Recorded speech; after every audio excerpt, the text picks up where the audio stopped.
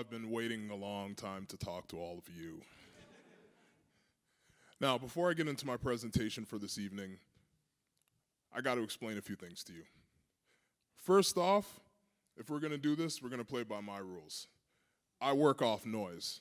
If you think that you're going to sit there and be quiet, when I may ask you some of the most important questions that you're going to have to answer today, it's not going to work. And this mic is wireless, so I have no problems coming down there and having a seat next to you. Yeah, I mean business. Tonight I'm here to talk about rejection, one of the most unpleasant, painful experiences that someone can deal with on a day-to-day basis. A fact that seems multiplied a million times over when you are a person of color, a visible minority. Although it may sound like I'm talking about something brand new, I know, please, hide your shock, hide your shock. But the truth is that we are players that have in a game that has been going on for centuries. Unfamiliar hands from across the sea came on large boats and forcefully grabbed us by our collars, pulling us away from the existence that we built to be safe. And ever since then, it's been going back and forth. We have turned resistance into persistence, ladies and gentlemen. I want to tell you a little story about a friend of mine, someone that you may know, Mr. Thomas Edison. Allegedly, it took Thomas Edison 10,000 attempts to invent the first light bulb. But let's keep it real. It was Lewis Howard Latimer that helped develop the first light bulb. But I find it very interesting that when we look through the pages of history, Mr. Latimer is seldom found. But Edison is everywhere. I think they put him on a stamp a couple times.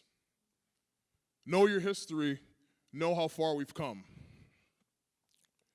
But for argument's sake, let's talk about Edison. Allegedly, it took Edison 10,000 attempts to invent the first light bulb. That's a lifetime of effort with very little reward up front. Hey, maybe that's an exaggeration. People do tell tall tales, right? I used to tell people that I could play the piano, but I only knew how to do the ABCs. But even if it only took Edison 5,000 attempts, that's sheer power of will, thanks to Mr. Latimer's help, of course. But what does this story have to do with rejection, with what I'm talking about tonight? We did the same thing, ladies and gentlemen. But instead of taking 10,000 attempts, 5,000 attempts, it took us more than 400 years and millions of lives. Why? Because we had to invent something much greater than a light bulb. We had to invent our freedom. Fast forwarding to modern times. Even now, as we exist in a world that we never asked to visit, we never even asked to stop by this rock. But somehow, some way, black influence has changed the world in music, sports, entertainment, business. Are you really going to tell me that we don't dominate in all four of these things? And I haven't even gone through the whole list yet. Now, excuse me a moment, folks. I came on the stage. I didn't have a chance to give myself a last-minute touch-up. Just excuse me a moment.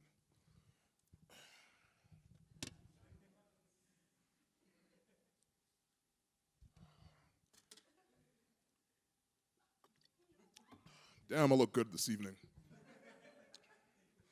Every step that we've taken as black people has been marred with rejection. Every step that we took forward saturated us with the infinite residue of refusal. But a funny thing happens when you tell a black person no. Not only do we persist, but we get used to it. Think about it. We knew that we were going in the right direction because people kept telling us we shouldn't do it. I had a really sobering thought when I was putting my presentation together. I stand before you a free man. But the fact that only recently, as 50 years ago, I had to ask permission to vote.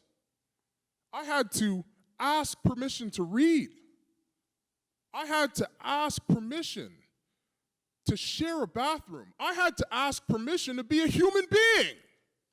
And if that doesn't get you angry, then clearly we're not on the same wavelength. Ladies and gentlemen, rejection is a fascinating thing that happens to you in your life. And I'll tell you why. Because when someone tells you no, you cannot do, you cannot win, it's not going to happen. You have to make a decision that is only valuable when committed to persist or to quit. Black people. I said black people. Take a moment to look around you. Look around you for a second. Look at your clothes. Look at your hands. Look at my Timbs.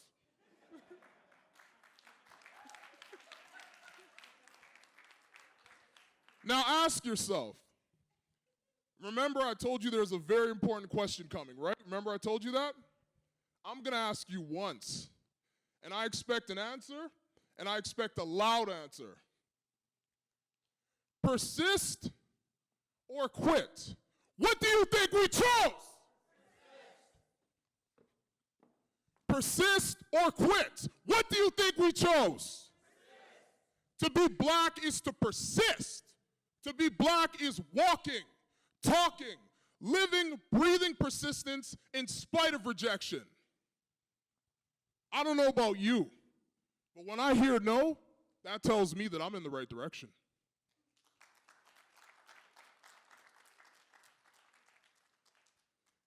Every single step of the way, every great black hero was met with rejection and opposition. Black people, I got another question for you. Has someone ever told you that you can't do something? Has someone ever told you that you're ridiculous, you're crazy? Quite often, right? What did you do? What did you do? You're damn right we persisted, because we're black. And deep, deep down inside, we carry centuries of knowledge. We understand just how powerful it can be to be rejected. But we're still here, and we're doing just fine.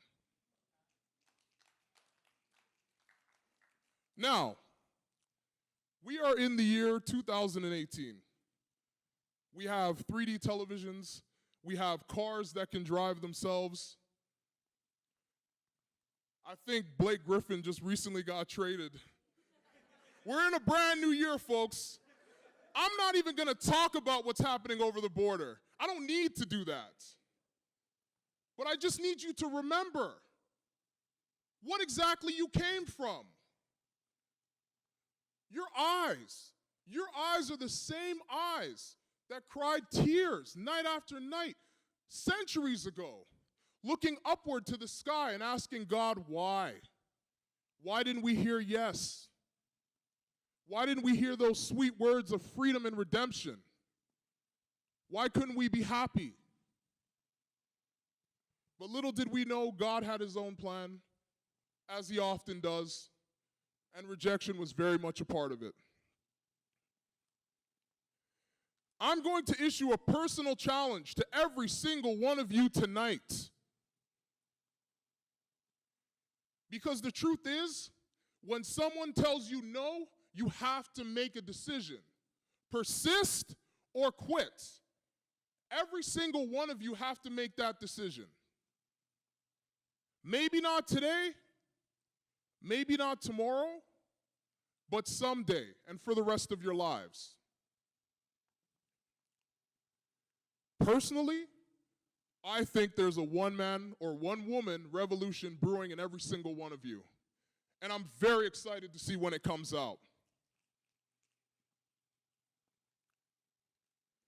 In the words of Rage Against the Machine, it has to start somewhere. It has to start sometime. What better place than here? What better time than now? Thank you.